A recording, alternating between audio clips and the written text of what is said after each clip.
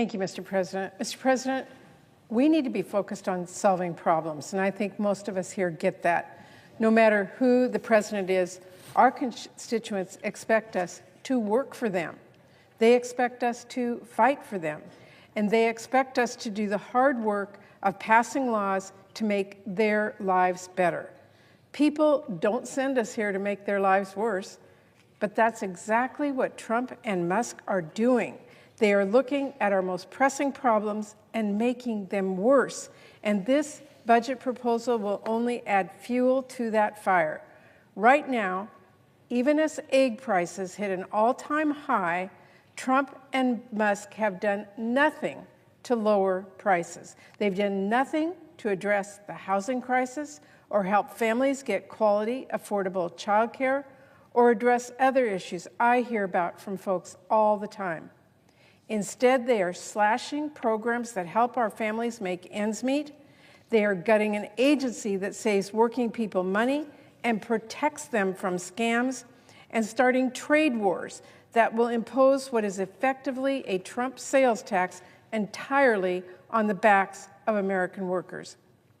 As China works to strengthen its global leadership, Trump and Musk have ceded the ground almost entirely, illegally, cutting off investments we make to continue our country's leadership and help our allies.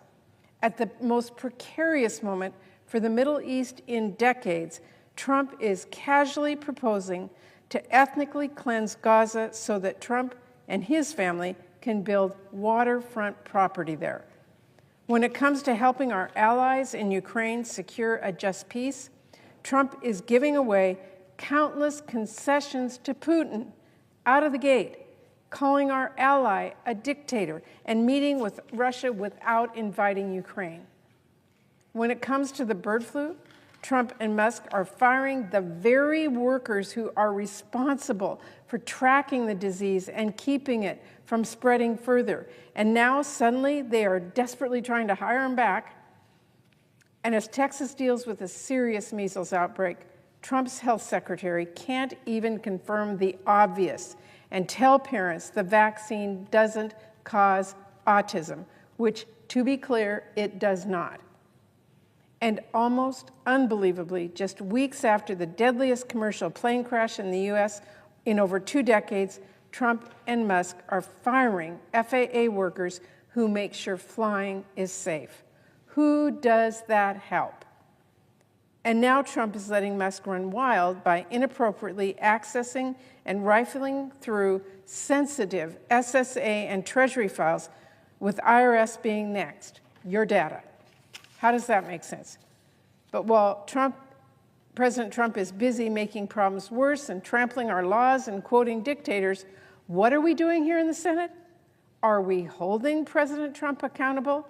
Are we holding his co-president, Elon Musk, the richest man in the world, who has billions of dollars in conflicts of interest, accountable?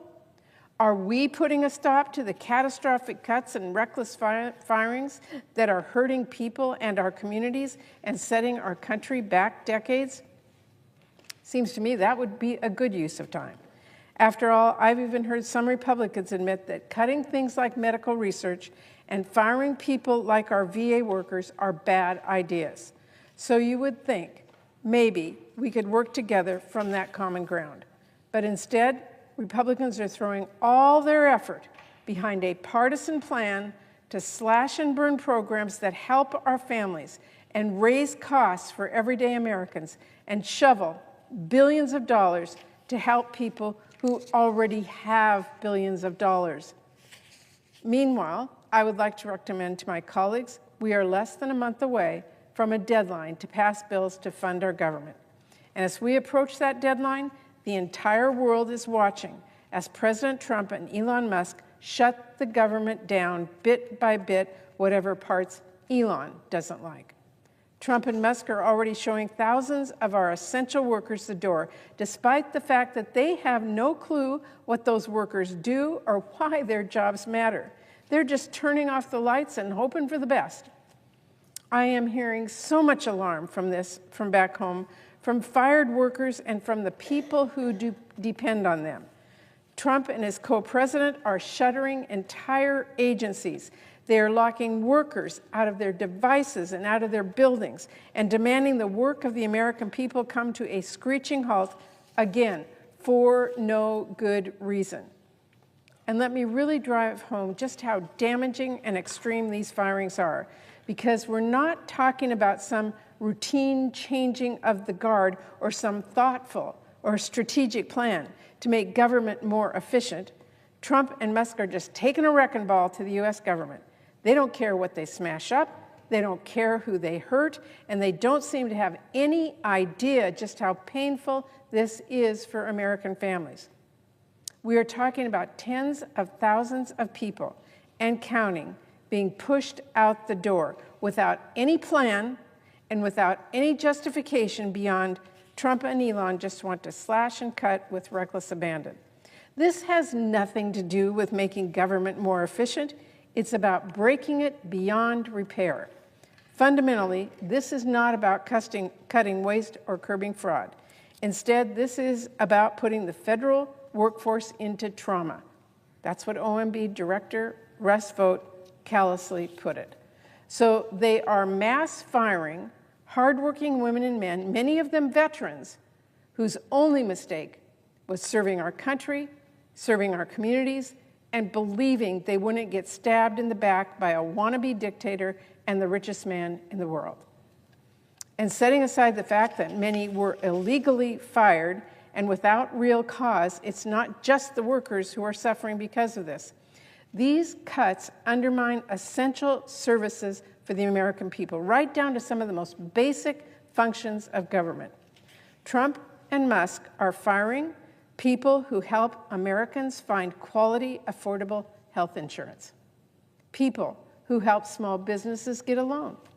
People who help communities and families get back on their feet after a disaster. And people who help Americans get their tax refunds. They are firing people who help our economy stay competitive, from firings that undermine energy projects and thousands of good new jobs, to firings that undermine innovation and technology, to firings that are hurting our farmers and undermining agricultural research. They are laying off national park rangers, which will mean longer wait times, dirtier bathrooms, delayed emergency responses, and closed parks. They fired Forest Service workers who are crucial to preventing wildfires.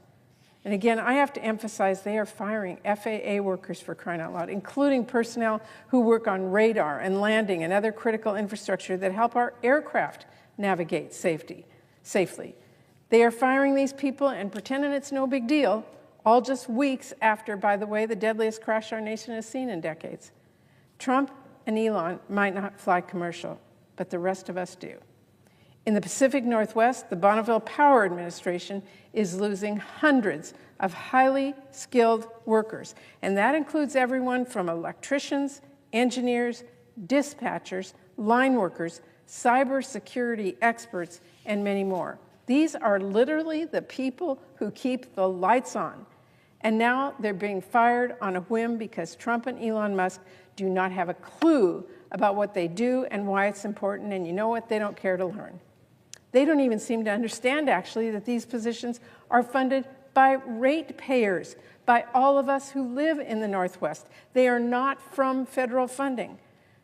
Trump and Musk have even fired over 1,000 VA workers, including people who are doing life-saving research for our veterans, research to prevent veteran suicide, build life-changing prosthetics, address opioid addiction, and more.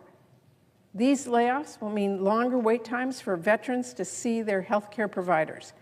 It could mean ongoing clinical trials coming to a sudden stop. It means delays getting your disability claim approved, because Trump and Musk went ahead and fired clinicians and claims raters, even while today the current backlog of disability claims is over 250,000. That's not just a betrayal of these public workers, it is a betrayal of our women and men who have served us in uniform. And it's also worth noting, many of the workers being fired are veterans themselves. Trump is firing veterans. And let's not forget the thousands of NIH researchers who are having their research thrown into jeopardy. And the patients who are watching President Trump carelessly toss their best hope for a cure into the shredder. Or CMS experts. They're working on improving maternal health outcomes so fewer pregnant women die in this country. And medical research layoffs aren't the only ones putting American lives at risk, because Trump and Musk are firing public health workers who respond to disease outbreaks. Cybersecurity experts who protect our critical infrastructure, sensitive systems, and our data. Scientists who make sure our water and our air are clean and that we are ready for extreme weather.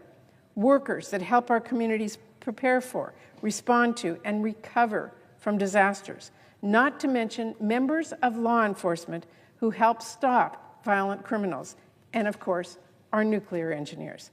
Seriously, people who manage our nuclear weapons stockpile were being fired by the hundreds with no real strategy. And we know there isn't a strategy, because then Trump and Musk frantically turned around and rehired many of them. And we also know they haven't learned their lesson, because they just did the exact same thing to our workers who were responding to bird flu. Reckless layoffs followed by, wait, no, come back. That's not a plan. That is not a plan. To callously fire people who help us stay ahead of deadly diseases, maintain a safe, secure, and reliable nuclear weapons stockpile, that is the height of dangerous incompetence. And nuclear cleanup work has been hit as well. I've been fighting to get more resources for the Hanford cleanup in Washington State for years. It is already understaffed.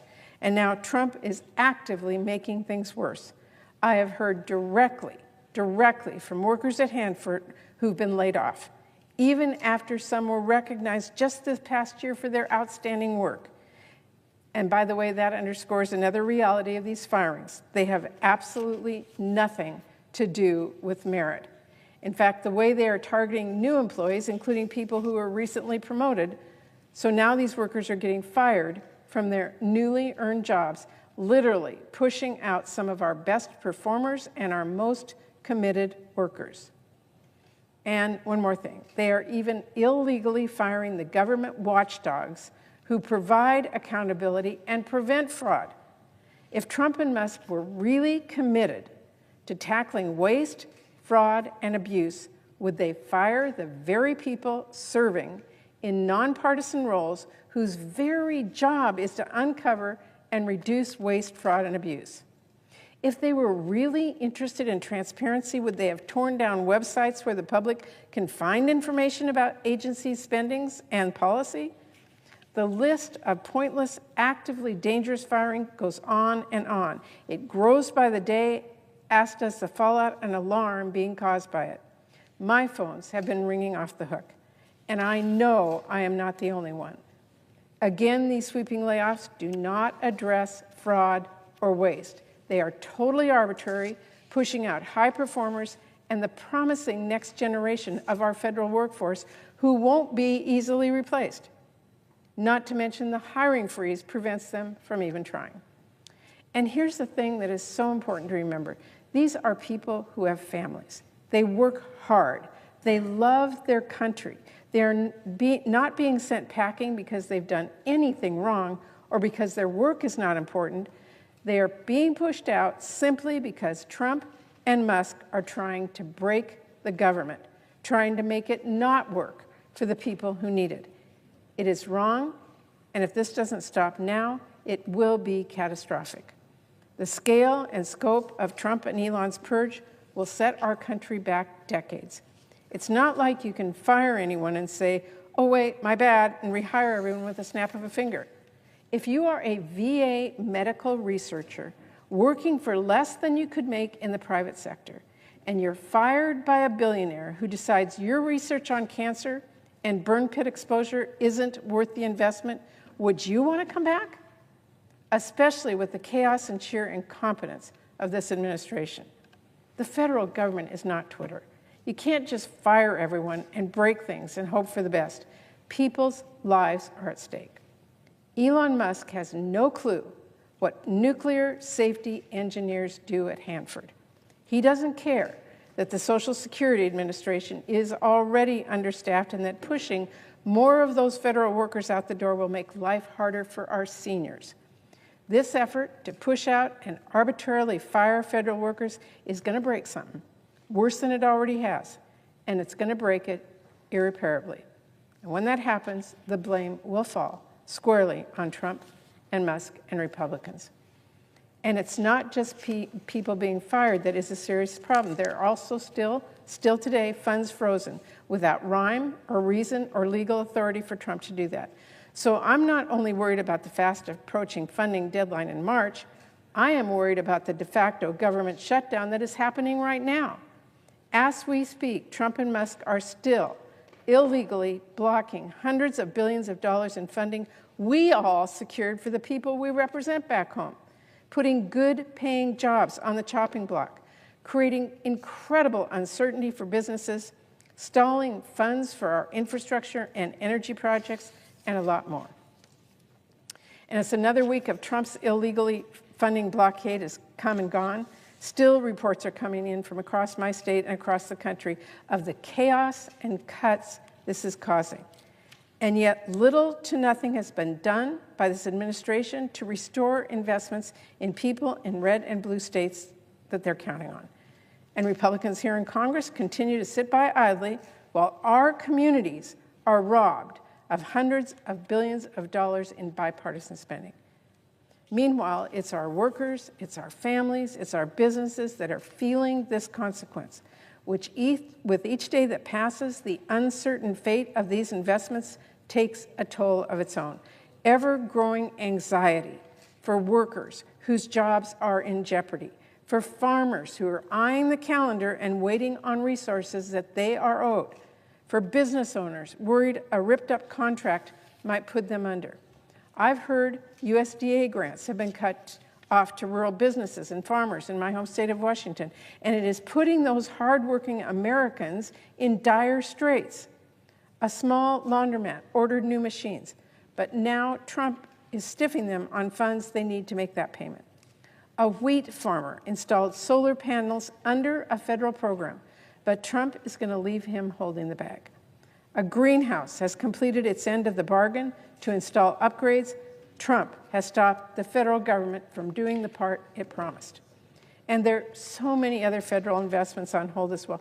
Forest Service funding to reduce wildfire risks and restore ecosystems. EPA funding for clean water infrastructure, cleanup work at our Superfund sites. HUD and Department of Energy investments to bring down folks' energy costs and create new good-paying jobs. Funding for our roads and bridges and transit and flood mapping and fisheries, so many other things. Medical research has also been completely upended at research institutions across our country, throwing life-saving research, clinical trials, and patients into uncertainty.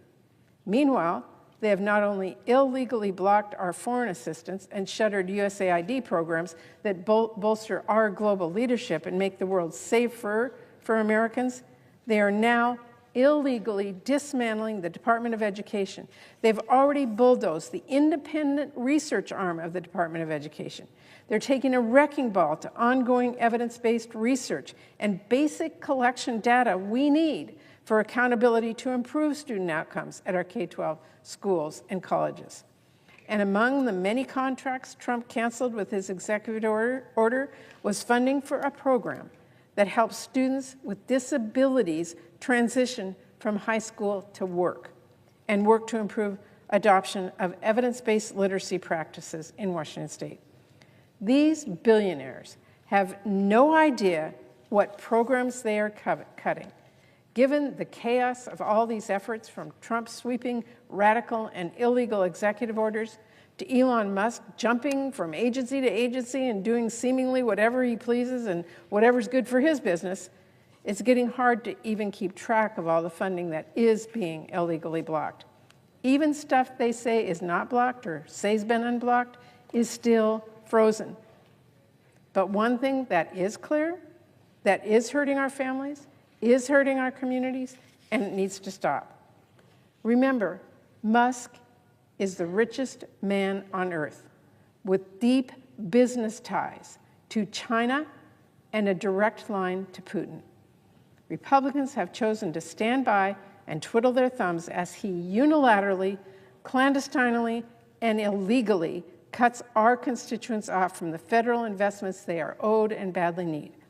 We have zero insight or oversight of what conflicts of interest Musk has as he chokes off government funding left and right, and as he hands over our sensitive financial data and systems to patently unqualified individuals with no accountability. This multi-billionaire is operating completely in the dark, hoping his lies are loud enough to drown out any calls for truth or for transparency.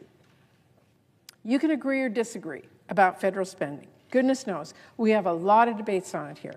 But it is a complete lie to try and say this is all fraud, waste, or conspiracy. As a longtime appropriator, I can tell you, we debate these bills publicly. We post the details out in the open. We pass them in a bipartisan way. Republicans overwhelmingly supported the individual bills we put together in committee last year, many unanimously. Spending is not a conspiracy just because Elon Musk doesn't know how to read a usaspending.gov. A program is not waste just because it doesn't help the richest man in the world. It's not fraud just because he doesn't like it. A law is not illegal just because he disagrees with it. This guy just does not know what he's talking about, and it is frankly embarrassing. He doesn't know how to count. The DOJ website says it is slashing $55 billion, but it only lists $16.6 billion, and half of that is a typo. They took 8 million with an M, as in Musk can't count, and counted it as 8 billion with a B, as in BS. That is not saving money, it is poor reading comprehension. Speaking of reading comprehension, I don't think Elon fully grasps what the concepts of transparency and accountability mean. When he tweeted out the names of government employees months ago, and again this month even, that was accountability. But when reporters name people gaining illegal access to Treasury's payment system, that is a crime. Elon Musk gets to look at all of our most sensitive data, but no one gets to look at what he is actually doing. That cannot be the standard. It is not maximally transparent for Elon Musk to decide for himself what he shares publicly about his actions. It is maximally concerning, especially given there are many obvious conflicts of interest, but Elon has not recused himself from a single decision. How is it not a conflict when the owner of SpaceX is gutting NASA while taxpayer funds to his company keep flowing? How is it not blatant corruption when the owner of Tesla is freezing grants and loans that benefit his competitors? How are we supposed to just trust him when he is probing agencies that have done or are doing right now investigations into his businesses? Trump fired the AG Inspector General who was investigating Elon's company, Neuralink, and then fired the FDA officials who were reviewing it. He fired the EPA Inspector General and Transportation Inspector General as they were looking at Tesla. He fired the Labor Inspector General as the department has several investigations into Musk's companies. And Trump fired the Defense Inspector General who was looking at SpaceX and notably Musk's connection to Putin. And it's not just Musk who is concerning. He has brought on an army of walking red flags to pry into our government's most sensitive data. How are Americans supposed to feel knowing someone who was previously fired for leaking sensitive information from their employer is digging through your most private financial data? How are Americans supposed to feel knowing someone who engaged with prominent white supremacists and misogynists online is helping to shut down USAID? How are they supposed to feel knowing someone who tweeted explicitly racist statements, someone who said they were, quote, racist before it was cool, was given control over incredibly important Treasury payments? What sort of if any, vetting is going on here? Are they trying to pick the least qualified, most concerning people? Hey, Elon, you are supposed to filter out red flags, not select for them. The American people deserve transparency. If Elon Musk really has nothing to hide, then he should leave his safe place on X and at Trump rallies and come before us at a congressional hearing to be held accountable to the public. What they are doing here is not just illegal. It is devastating for working people in every zip code in America, red and blue states alike. Right now, we need to be speaking out with a unified voice to ensure that when Congress passes a bill, the law is followed. And we need to focus on negotiating serious funding bills on a bipartisan basis ahead of the fast approaching March 14 deadline. That is exactly what I am trying to do right now. And a long-term CR should not be acceptable for anyone here. As I have reminded my colleagues many times now, there is a world of difference between a short-term CR that gives us additional time for good faith negotiations on our full-year funding bills and a long-term CR that would not only create major shortfalls for critical programs, but would also hand vast power over spending decisions to an administration that absolutely cannot and should not be trusted. Passing a clean full-year CR would, first of all, create major shortfalls and fail to adjust for new realities on the ground. It could mean that instead of babies getting fed through WIC, moms are getting put on a wait list for the first time in that program's history. And instead of families getting rental assistance, they get cut off. A clean full-year CR means veterans are not able to get the care they need and the benefits they have earned in a timely way. And it means our military falling behind, from forcing cuts across DOD to pausing promotions, station changes, and other really essential functions. It also means losing opportunities to provide resources for new challenges and to provide a check on Trump policies, including ones it is clear members on both sides of this aisle have issues with. And on that note, I want to emphasize, because this is really critical, unlike a short-term CR, a clean full-year CR means hundreds of specific funding directives from Congress fall away, effectively creating slush funds for this administration to adjust spending priorities and potentially eliminate longstanding programs as they see fit. That is a non-starter. With a full-year CR, Congress would be turning over our power of the purse to a president who has already shown he couldn't care less about the separation of powers. A year-long CR would be a green light for President Trump, Elon Musk, and Russell Vought to redirect funding to their own pet projects and slash and burn and zero out the programs we have supported from Congress that our families count on. Maybe they siphon money away from public schools. Maybe they slash federal work-study grants and financial aid. Maybe they zero out money for national parks or monuments they think are too woke, or what would that even mean? Maybe they scrap all of our oversight over immigration courts or end family reunification or dismantle the guardrails for detaining immigrants, something we are already seeing, by the way, with the use of Guantanamo Bay. They could cut funding to eliminate HIV, address maternal mortality, or increase vaccination rates. They could turn our constituents' priorities into slush funds. Clean energy investments could become a payday for fossil fuels. Money meant to stop fentanyl and opioids could fuel private prison operations and mass deportations. Congress must detail its spending priorities and direct President Trump to implement these programs faithfully by passing appropriations bills just as it does every year. There is truly no telling just how far they will go in bending our federal budget, from what our constituents need into whatever Trump and Musk want. If you don't think things could get worse, you are wrong. A clean, year-long CR is, frankly, an unacceptable outcome. We cannot tell our constituents that instead of using our authority to check a president, we give him the keys to the kingdom. We cannot say, instead of fighting to get you the resources you need, we'll let a billionaire have more say in where your tax dollar goes instead. So we need Republicans to get serious about these bipartisan funding bills. And we've got to know that once those bills become law, Trump will actually follow them. We cannot just reach an agreement, pass a bill, and then stand by while President Trump rips our laws in half. There is a serious bipartisan path forward for our country, but it is one where Congress works together to avoid a shutdown, stops the de facto shutdown that is already happening, and reasserts its authority to protect the funding our communities need.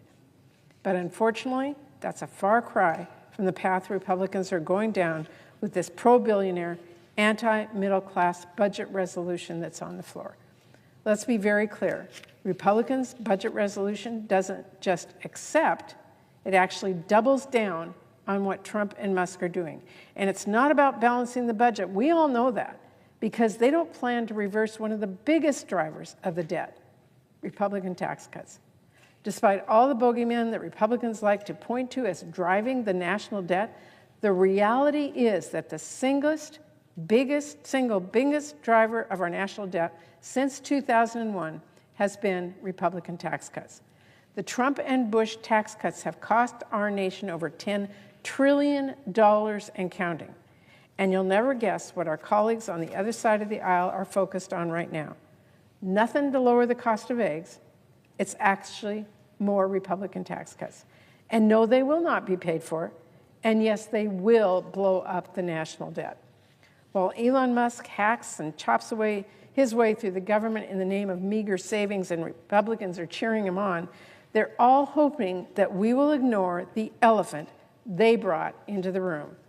Even as this budget is a roadmap for painful cuts to programs families count on each and every day, also they can give billionaires more tax cuts. Republicans are going down this partisan path because they know Democrats are not going to join them in throwing Medicaid, nutrition assistance, and veterans benefits into the wood chopper so they can throw more tax cuts at billionaires and the biggest corporations.